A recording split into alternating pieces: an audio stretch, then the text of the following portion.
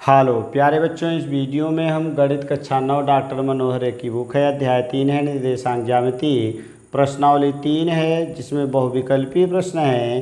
Question number 1 से लेकर 11 तक इस वीडियो में हम प्रश्नों को देखेंगे। तो आइए चलते हैं। ये है निर्देशांक ज्यामिति। तो यहाँ दिया है प्रत्येक प्रश्न के 4 उत्तर दिए गए हैं। सही उत्तर छांटिए। बिंदु -3 5 स्थित है। तो इसके लिए हम आ जाएंगे, थोड़ा सा इसके बारे में जानकारी प्राप्त करते हैं, देखते हैं कौन सा चतुर्थांश होता है, क्या चीज़ें होती हैं, उसी के बारे में हम यहाँ देखेंगे, चर्चा करेंगे। तो क्या मिलेगा यहाँ पर, ये हमारा x अक्ष हो गया और ये हमारा y अक्ष बन गया। अब इस साइड में, दाएं साइड में प्लस होगा, बाएं साइड में माइनस हो जाएगा। ऊपर हमें प्लस मिलेगा, नीचे हमारा y ही होगा, माइनस मिलेगा, और यहाँ x अक्ष होगा हमारा, माइनस होगा। अब इसको प्रथम चतुर्थांश कहते हैं, यानी प्रथम चतुर्थांश। दूसरा हमारा ये द्वितीय चतुर्थांश होता है, ये तृतीय होता है, और ये चतुर्थ होता है। अगर हम बात करें तो पहले निर्देशांक में x का मान फिर y का मान लिखा जाता है।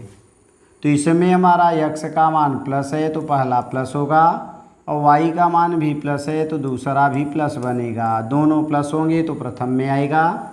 इसमें x का मान माइनस है तो पहला माइनस होगा, और y का मान प्लस है तो इसलिए हमारा प्लस हो जाएगा। पहला माइनस दूसरा प्लस होगा तो द्वितीय चतुर्थांश में आएगा।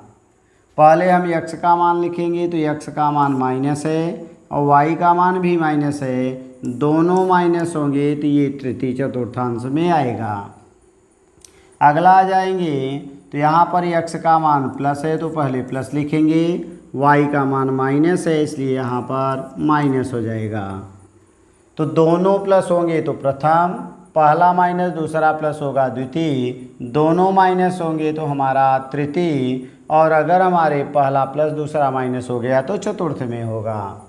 अब इसी को आधार बना करके हम प्रश्नों को सॉल्व करेंगे।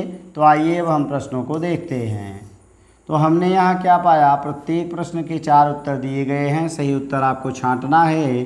पहला देखिए माइनस है, दूसरा प्लस है, और आपने पाया जो चतुर्थांश है उसमें पहला माइनस दूसरा प्लस किस में आएगा। तो यहाँ हमने बनाया x, यहाँ y, इस तरफ प्लस इस तरफ माइनस, ऊपर प्लस और नीचे माइनस था। इन दोनों में दोनों प्लस वाले थे और पहला माइनस, दूसरा हमारा y का मान प्लस था, तो माइनस प्लस हमारा द्वितीय में है, और पहला माइनस है दूसरा प्लस है, इसका मतलब ये हमारा द्वितीय चतुर्थांश में होगा। तो हमारा आंसर बना द्वितीय चतुर्थांश में, यानी नंबर 2 सही हो जाएगा। अब आगे आते हैं, क्वेश्चन नंबर 2 को ले लेते हैं। तो नंबर 2 क्या दिया है, कह रहा है हमारा द्वितीय चतुर्थांश में स्थित किसी बिंदु के भुज, तो x के मान को भुज और y के मान को हम कोटि कहते हैं। जो x का मान होता है उसी को भुज कहा जाता है, और जो y का मान होता है उसको हम कोटि कहते हैं। अब यहाँ अगर हम बात करें तो इसने दिया है बिंदु भुज, भुज माने पहले x का मान फिर y का मान लिखना है, लेकिन उसने दिया है द्वितीय चतुर्थांश। तो अभी आपने पाया प्रथम में दोनों में प्लस होता है, द्वितीय में x का मान माइनस और y का मान प्लस होता है। तो यानी पहला वाला माइनस होगा और दूसरा वाला प्लस होगा, क्योंकि द्वितीय चतुर्थांश में है। तो पहला माइनस दूसरा प्लस, ये देखेंगे हमारा कौन सा ऑप्शन सही है। तो माइनस प्लस यानी हमारा ऑप्शन नंबर 3 सही हो जाएगा। नेक्स्ट प्रश्न आते हैं, नेक्स्ट हमारा 3 नंबर। तो 3 नंबर में क्या दिया है, कह रहा है कि x अक्ष पर स्थित सभी बिंदुओं का भुज है। माने जो हमारा ये x अक्ष होता है और ये y अक्ष होता है, इसको भुज कहा जाता है और इसको हम कोटि कहते हैं। तो हम क्या पाएंगे, तो भुज का मान जो होता है, कह रहा है x अक्ष पर स्थित सभी बिंदुओं का भुज, तो x को ही हम भुज कहते हैं। तो इसमें कोई भी मान हो सकता है, 0 भी नहीं होगा, 1 ही नहीं होगा, 2 ही नहीं होगा, कोई भी संख्या हो सकती है, क्योंकि इसका मान यहाँ 0, 1, 2, 3, 4, 5, 6, 7, 8 इधर हम आएंगे तो माइनस में मिलता है। इसका मतलब इसका कोई भी मान हो सकता है, तो हमारा आंसर बन जाएगा नंबर 4। आगे आ जाते हैं, प्रश्न संख्या हम 4 को ले लेते हैं। तो 4 में क्या दिया गया है हमारा, करा x अक्ष पर स्थित सभी बिंदुओं की कोटि। तो चूंकि हमने कहा x को भुज और y को कोटि कहते हैं, तो ये हमारा x अक्ष हो गया, ये y अक्ष हो गया। तो हमारा x को भुज कहा जाता है और y को कोटि कहा जाता है। तो इसने कहा कि x अक्ष पर स्थित सभी बिंदुओं की कोटि, ये x अक्ष है और इस पर कोटि माने y का मान। तो x अक्ष पर चाहे जहाँ जाएंगे y का मान 0 हो जाता है। तो यानी हमारा x अक्ष पर y बराबर 0 मिलता है और यही पूछा था उसकी कोटि, तो कोटि हमारी 0 होगी और 0 हमारा ऑप्शन नंबर 1 सही हो जाएगा। प्रश्न संख्या हम 5 ले लेते हैं। तो आइए देखते हैं प्रश्न संख्या 5 को। तो 5 में क्या दिया गया है कि वह बिंदु जहां दोनों निर्देशांक अक्ष मिलते हैं कहलाता है। दोनों निर्देशांक अक्ष का मतलब एक x अक्ष और दूसरा y अक्ष। तो एक हमारा ये x अक्ष बन गया, ये y अक्ष बना और दोनों जहां मिले हैं इसको कहा जाता है मूल बिंदु। इसको कहेंगे हम मूल बिंदु और यहाँ का निर्देशांक 0, 0 होता है। तो भुज तो नहीं होगा, कोटि भी नहीं होगी, मूल बिंदु हमारा ऑप्शन नंबर 3 है। तो यही ऑप्शन नंबर 3 हमारा सही हो जाएगा। आगे आ जाते हैं, प्रश्न संख्या 6 को ले लेते हैं। 6 क्या दिया है हमारा, कह रहा है कि हमारा वह बिंदु जिसके दोनों निर्देशांक ऋणात्मक हैं स्थित होंगे। तो पीछे आपने पाया एक हमारा x अक्ष था, एक y अक्ष था, इस तरफ प्लस इस तरफ माइनस, ऊपर प्लस और नीचे माइनस था। तो x अक्ष का मान पहले और y अक्ष का मान बाद में, तो x भी माइनस हो y भी माइनस हो, तो ये दोनों कहाँ मिलेंगे, ये प्रथम चतुर्थांश, ये द्वितीय है और ये तृतीय कहलाता है। तो तृतीय चतुर्थांश में तो अब हम देखेंगे किस चतुर्थांश में है। तो चतुर्थांश फर्स्ट में ये गलत हो गया, चतुर्थांश सेकंड में ये भी गलत हो गया, चतुर्थांश थर्ड कह रहा है और इसी तीसरे में कह रहा है कि दोनों निर्देशांक ऋणात्मक होते हैं। तो हमारा आंसर नंबर 3 सही हो जाएगा। आगे आ जाते हैं, 6 के बाद हम 7 को ले लेते हैं। तो 7 क्या दिया है, कह रहा है कि हमारा कि यदि किसी बिंदु का y निर्देशांक 0 है तो वह बिंदु सदैव, y का मान इसने दिया है 0, तो y का मान 0 कहाँ होता है, ये x अक्ष पर होता है। क्योंकि हमने कहा ये x अक्ष है, ये y अक्ष है, कहीं भी हम लेंगे x का मान घटेगा बढ़ेगा, राइट में जाएंगे बढ़ेगा, लेफ्ट में जाएंगे घटेगा।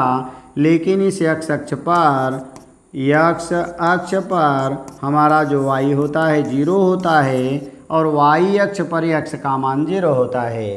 तो इसने कहा y0 कहाँ होगा, तो y0 हमारा x अक्ष पर होगा, इसलिए हमारा ऑप्शन नंबर 3 सही हो जाएगा।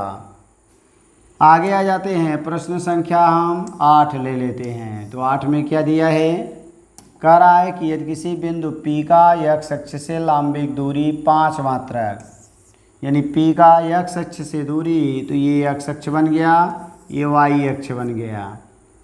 फिर कह रहा है x अक्ष से 5 मात्रक की दूरी पर हो, यानी ये x अक्ष है, इससे 5 मात्रक या तो ऊपर होगा या तो नीचे होगा। अब आगे देखते हैं, तथा इस लंब का पाद x अक्ष की ऋणात्मक कह रहा है पर स्थित हो। तो बिंदु P माने ऋणात्मक का मतलब नीचे हम जाएंगे तो ऋणात्मक होगा और ऊपर जाएंगे तो हमारा धनात्मक होगा।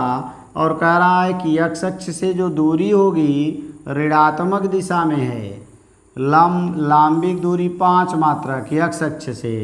तो हमने कहा या तो 5 ऊपर होगा या तो 5 हमारा नीचे होगा। लेकिन कहा था इस लंब का पाद x अक्ष की ऋणात्मक ताप पर स्थित हो तो बिंदु P x अक्ष निर्देशांक बराबर -5। तो यानी हमारा x अक्ष से दूरी कहा है, x अक्ष से लंबिक दूरी, तो x अक्ष से या तो ऊपर या तो नीचे होगा। तो यानी अब कह रहा है कि -5 ऋणात्मक है, तो x अक्ष से -5, तो यानी x अक्ष से हमारा -5 नहीं बल्कि हमारा x अक्ष से -5 यानी नीचे की ओर कहलाएगा।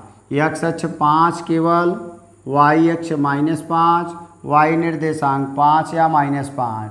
तो हमने कहा x अक्ष से या तो ऊपर होगा या तो नीचे होगा, दोनों दिशाओं में हो सकता है ऋणात्मक में। अगर ऊपर होगा तो y का मान +5 आएगा और अगर नीचे होगा तो y का मान -5 आएगा। और यही कह रहा y का निर्देशांक जो बनेगा या तो 5 होगा या तो -5 होगा, अर्थात हमारा ऑप्शन नंबर 4 सही हो जाएगा।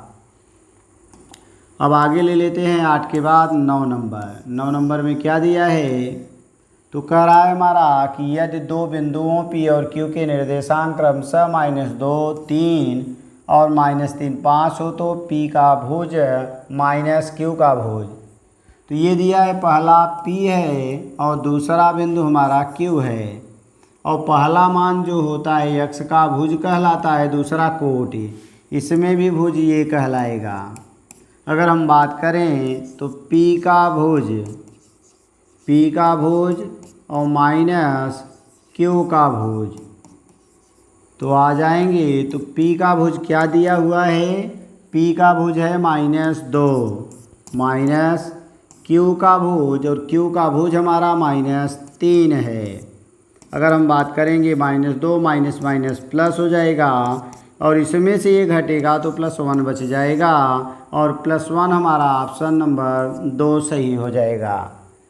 क्योंकि पहला बिंदु P है, दूसरा बिंदु Q है, और P का भुज माने -2 और Q का भुज माने -3, और बीच में उसने माइनस दिया है तो ये माइनस होगा, माइनस माइनस प्लस हो गया, 3 प्लस वाला ज़्यादा था, इसमें से घट के +1 आ गया है, यानी ऑप्शन नंबर 2 हमारा सही होगा। 9 के बाद हम ले लेते हैं प्रश्न संख्या 10 को। किसी बिंदु P यानी किसी बिंदु का भुज धनात्मक होता है। अब बताएंगे कि हमारा जो भुज होता है, भुज माने x का मान, क्योंकि x के मान को ही हम भुज कहेंगे, और ये धनात्मक होता है। अब देखेंगे कहाँ होता है, x का मान यहाँ आ जाएंगे, इसी तरफ हमारा प्लस होता है, तो ऊपर वाले में भी प्लस होगा और नीचे वाले में भी प्लस होगा, क्योंकि x इस तरफ भी प्लस है और ऊपर के लिए भी प्लस, नीचे के लिए भी प्लस है। यहाँ हमारा प्लस दोनों होते हैं, पहला माइनस दूसरा प्लस होता है, इसमें दोनों माइनस होते हैं, इसमें पहला प्लस और दूसरा माइनस होता है। अब ये कह रहा है जो भुज धनात्मक होगा, तो देखेंगे हम यहाँ भी धनात्मक है, यहाँ भी धनात्मक है, और इसको प्रथम चतुर्थांश, इसको द्वितीय, इसको तृतीय, और इसको हम चतुर्थ कहते हैं। तो भुज दो जगह धनात्मक कहाँ होगा, प्रथम में और चतुर्थ में। तो चतुर्थांश फर्स्ट और सेकेंड ये गलत हो गया, चतुर्थांश सेकेंड थर्ड ये भी गलत हो गया, केवल चतुर्थांश फर्स्ट में ये भी गलत हो गया, और केवल चतुर्थांश सेकेंड में ये भी हमारा गलत हो गया। तो यहाँ कहा था किसी बिंदु का भुज धनात्मक होता है, चतुर्थांश फर्स्ट और सेकेंड। तो यहाँ पर दे दिया है फर्स्ट में और सेकेंड में दोनों में धनात्मक नहीं होता है, तो ये तो पहला कैंसिल हो गया। ये ऊपर भी दिया था, फिर आगे दे दिया है हमारा चतुर्थांश फर्स्ट और सेकेंड में, तो ये भी हमारा कैंसिल हो गया। अगला दिया है सेकेंड और थर्ड में, तो सेकेंड थर्ड में नहीं होता है। फिर आएंगे केवल फर्स्ट में, तो ये भी गलत हो गया, केवल चतुर्थ में, चतुर्थांश सेकेंड में ये भी गलत हो गया। ये हमारा मिसप्रिंट है। इसमें आंसर जो आएगा हमारा आएगा प्रथम में और उसके साथ साथ चतुर्थ में, ये दो जगह हमारा भुज धनात्मक होता है। आगे हम आ जाते हैं प्रश्न संख्या 11 ले लेते हैं। तो 11 क्या दिया है, वे बिंदु जिसके भुज और कोट की विभिन्न चिन्हों के होते हैं स्थित होते हैं। यानी जो विभिन्न चिन्हों के होते हैं उसको हम क्या कहते हैं, चतुर्थांश कहते हैं। और अलग अलग चिन्हों के होते हैं तो अलग अलग कह रहे हैं विभिन्न चिन्हों के, तो हम देखेंगे किसमें किसमें हमारा अलग अलग चिन्ह का होता है। तो आइए हम ले लेते हैं यहाँ पर दोनों अलग अलग चिन्ह के हों, समान चिन्ह के ना हों। तो ये x अक्ष है, ये y अक्ष है, यहाँ दोनों प्लस होता है और यहाँ दोनों माइनस होता है, तो दोनों समान चिन्ह के हो गए। अब यहाँ x का मान माइनस, y का मान प्लस, ये अलग अलग चिन्ह का है। यहाँ x का मान प्लस और y का मान माइनस, ये भी अलग अलग चिन्ह का है।